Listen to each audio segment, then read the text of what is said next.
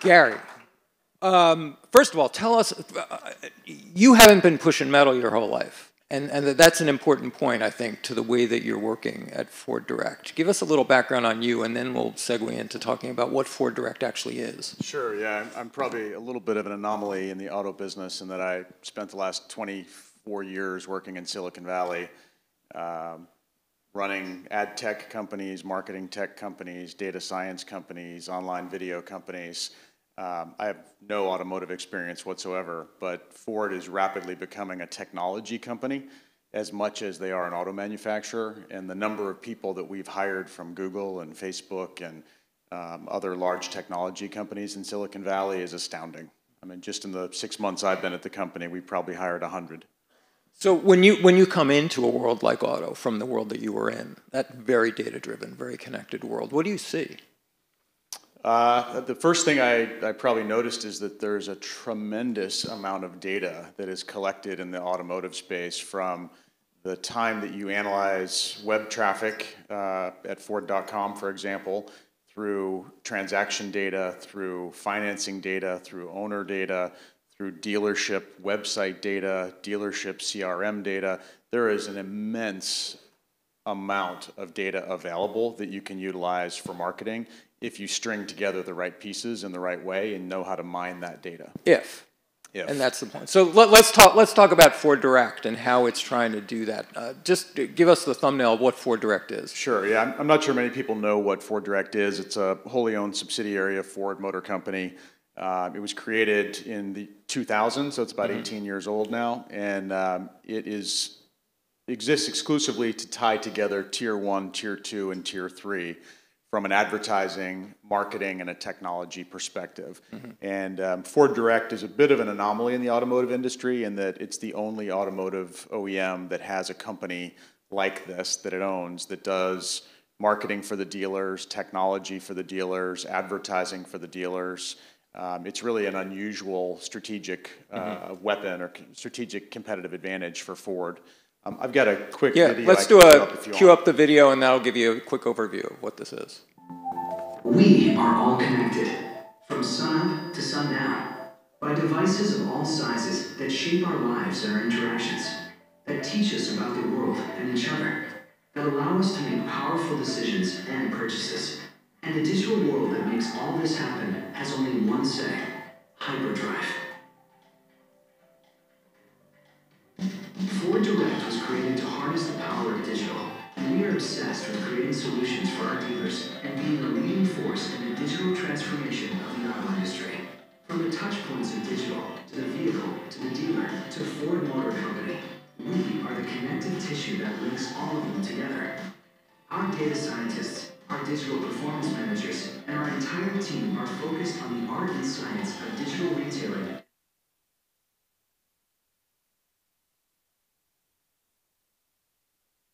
Design advanced advertising and marketing campaigns. We help you manage these complex customer relationships across a variety of channels, both digital and traditional, so you can initiate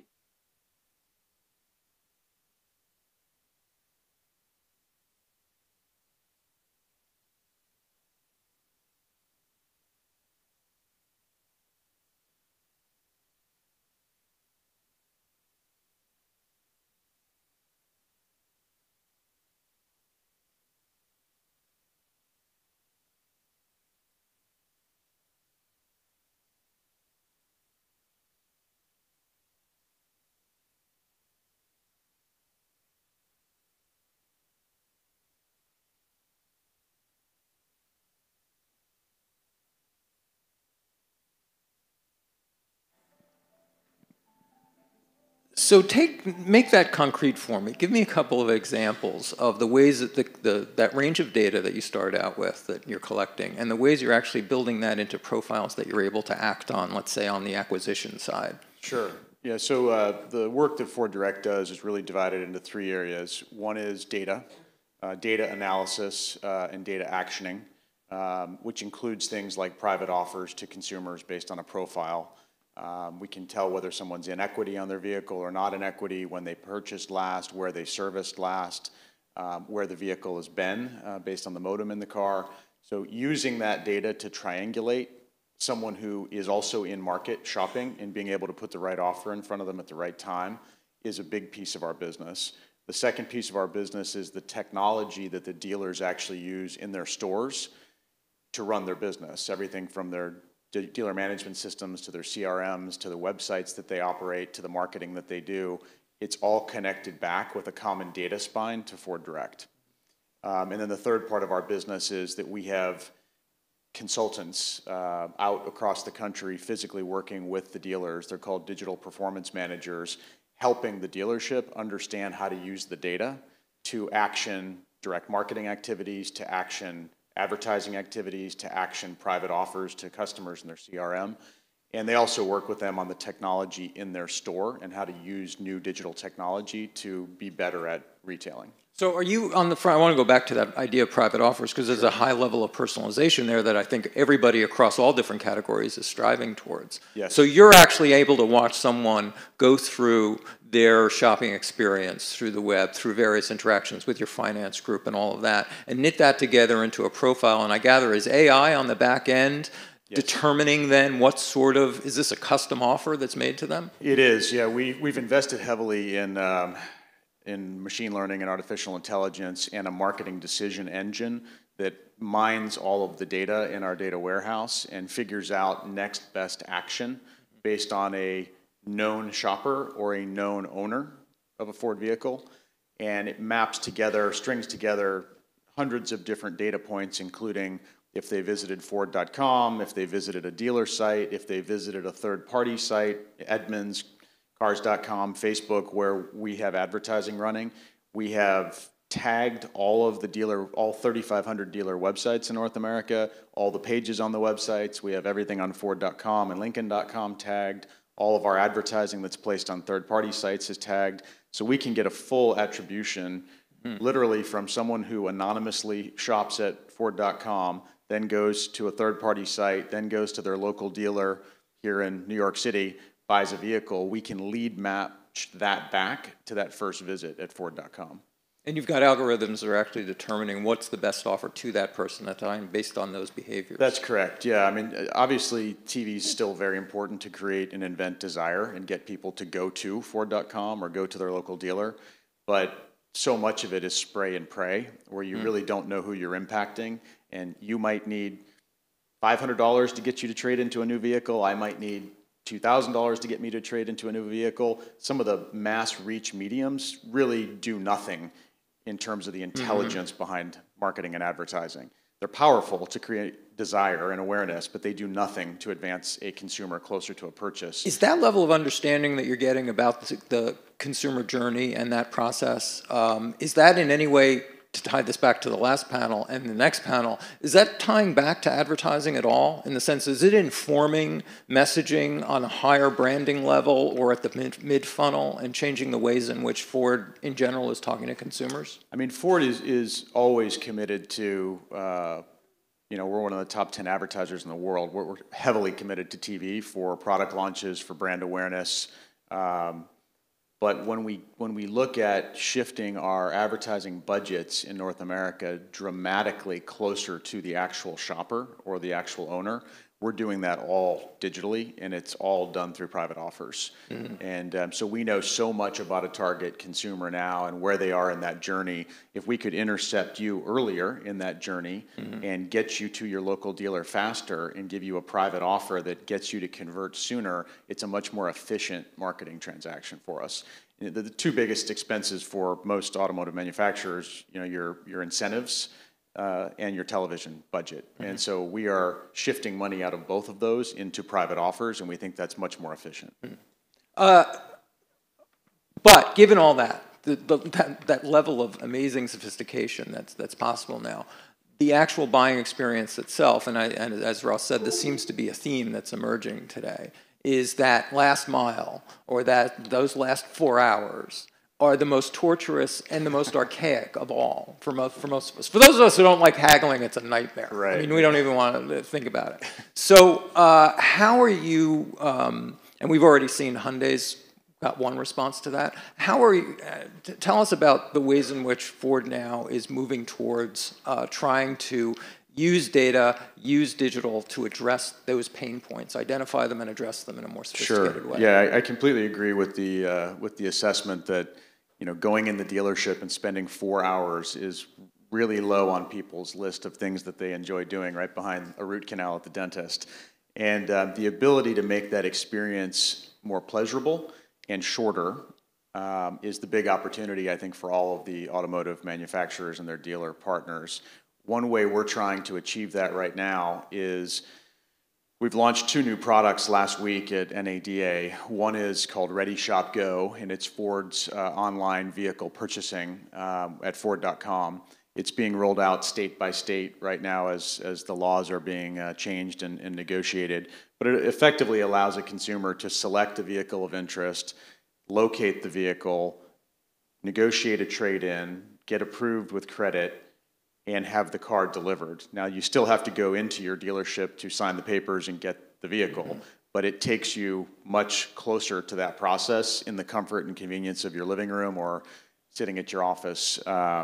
We also launched another product that complements that called Maestro, and I'll show you a quick clip of what that product does, but it's an iPad-based tool that all of the dealers in North America will have this summer. And it allows a consumer who has started the process at Ford.com, and maybe they only took it so far. Maybe they found a vehicle they like, and maybe they put in their trade-in numbers and got something back, but they didn't go through the credit approval process. When you walk into any Ford dealership in the country, the salesperson can pull up your record, and they have all your information, and it's already pre-populated on the iPad app, and you can finish the transaction together, sitting side by side like this, creating a lot of trust and a lot of transparency, avoiding the running to the back office with the finance manager. And what we found as we piloted this application over the past 6 months is it reduces the in-store time by 50%. So it also increases things like insurance products and upsell products that, you know, traditionally after you sit there 4 hours in the finance manager's office, the last thing you want to hear about is tire protection or some type of insurance product. You just want to sign and get out. This iPad-based app even allows you to do electronic document signing with your finger. So rather than signing, you know, 15 pieces of paper that are this long, the whole transaction's done on the iPad. We have a quick clip if you want to play it. Let's cue up the second video. We are all connected. Different video. Next one.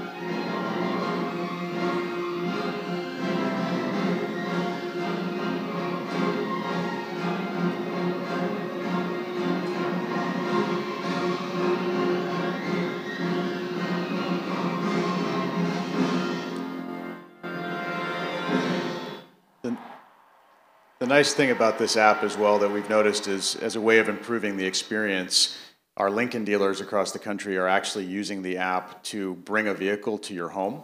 And so if you call the store and you say, I'm interested in this car, and you don't want to go to the dealership experience, they bring the app with them. They'll come to your house, they'll bring the vehicle, you can search all the other inventory. If you decide to buy it, you can do the entire transaction from the comfort of your living room. How do you answer the argument that, look, we're not ready to Amazon our cars yet, and nor are we ready, in the second example, to Instacart our cars yet? Right. How do you answer that idea that there is that the experience is still an important part here, and people are not ready to make that leap? I do believe that the dealership experience will always be there in every scenario, whether it's the current model of buying and owning cars or whether it's, you know, autonomous fleets in the future. The dealer will need to be there for delivery and definitely for service. But I think what we're seeing right now with, you know, millennials and younger generation buying cars, everyone wants to do it differently. Some people really like the convenience of going into their local dealership and knowing their service manager and knowing the person to talk to. Other people can't stand that process. And if you know, I recently moved from Silicon Valley to Detroit. I didn't want to go to a car dealership. I called a dealer and I said, this is what I want. I want this black Ford Explorer like this. And literally it took the sales team 3 days to figure out that I had no intention of ever coming to the dealership. I sent them the money, got the credit approval, they brought me the keys, and I didn't ever go to the dealership, and I had no desire to go to the dealership. I think there's just a lot of different things people want, and you know, Ford is working very hard to make sure we have a buying experience and an ownership experience and a sales and marketing experience that caters to all the different profiles out there. And I think to be successful going forward, most major automobile companies are going to have to adapt like that because it's not going to change overnight.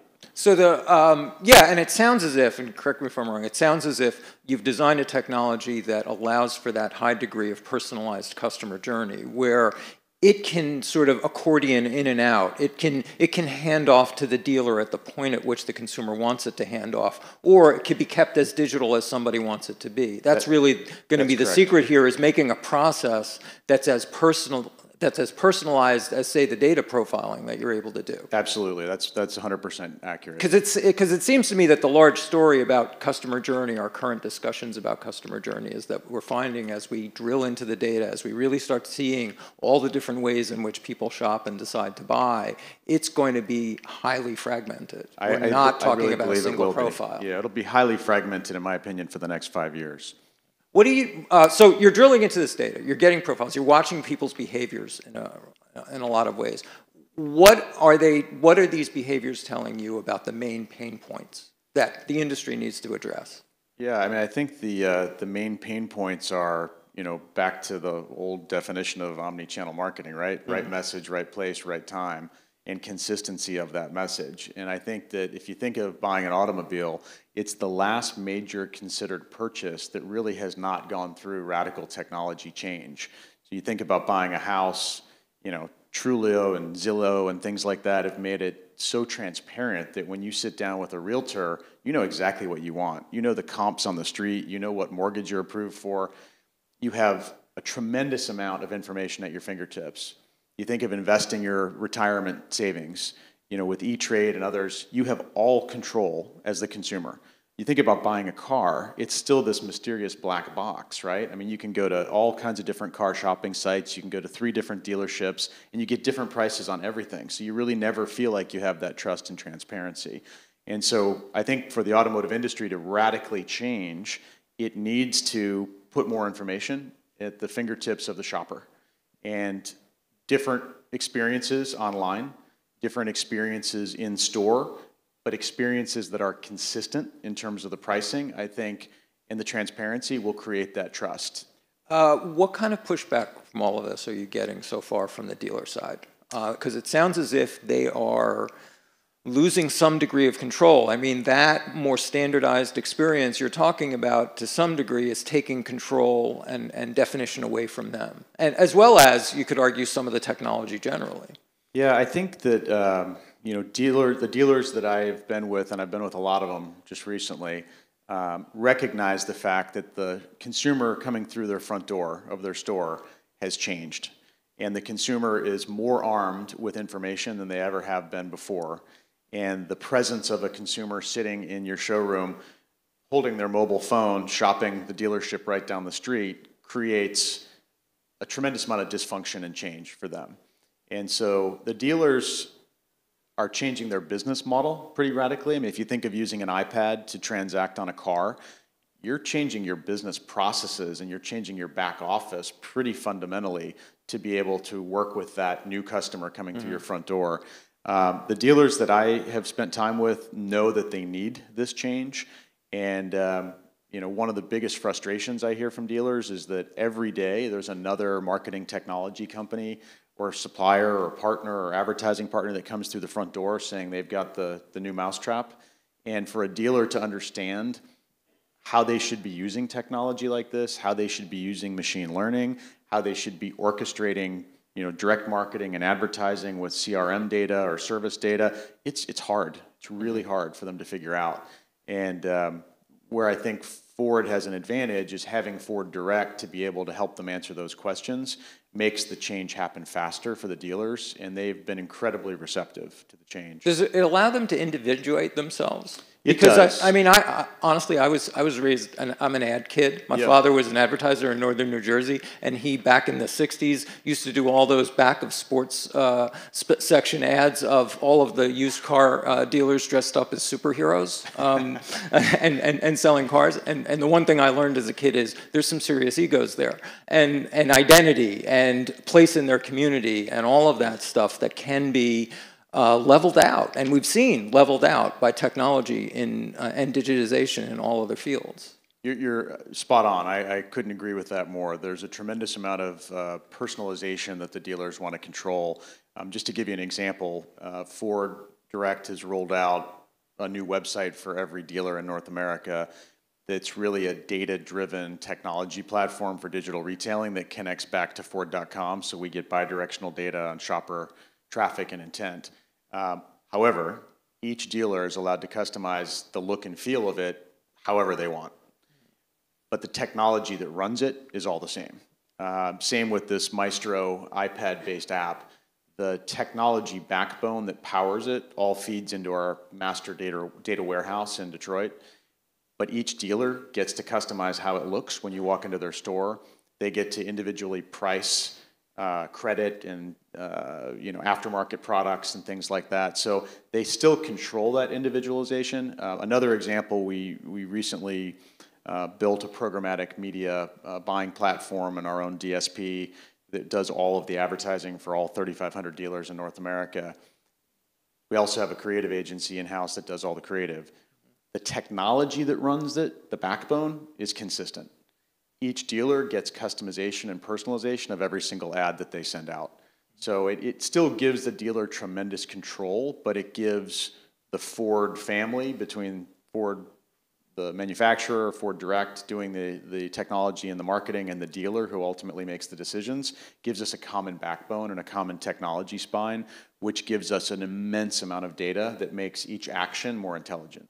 And finally, before we go to questions, and please think of some, how does this reflect back up at the top of the funnel? When you're changing the buying process, the customer experience, which has been here with us for decades, how does that impact the ways in which we talk to customers at the top of the funnel, at the branding level, both Ford, but also individual brands? Does it simply change?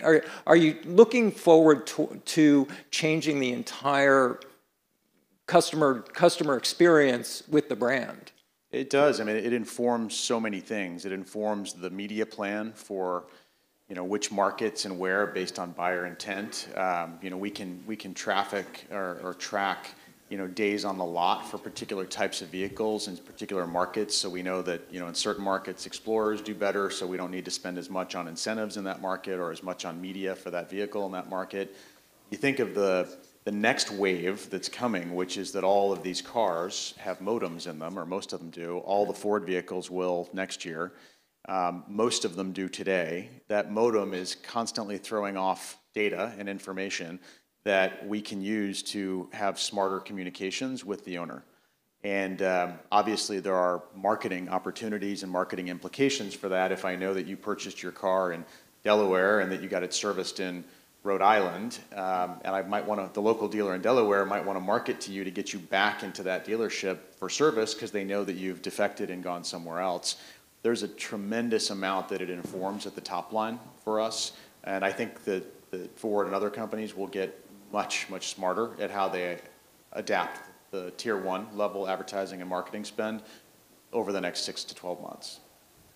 Gary, thank you very much. Thanks. We have time for questions. If anybody has any questions, I see there's a lot of questions. Actually, unfortunately, we only have time for maybe 1 or 2 questions at most. Okay, we're going right here. Actually, John, this guy was first. Oh, go ahead. We do have a break coming up, so you can grab Gary then. One over there, and then this was terrific. Sorry that we're kind of running out of time, but here, please tell us who you are and where you work. Hey Gary, I'm Tyler Fishback from YieldMo. My question is around machine learning and data analysis.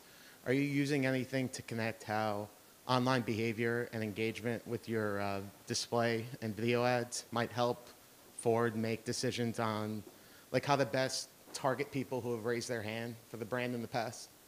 Yes, Tyler, yeah, the short answer to your question is yes, we do. We have a lot of logic that analyzes interaction with display.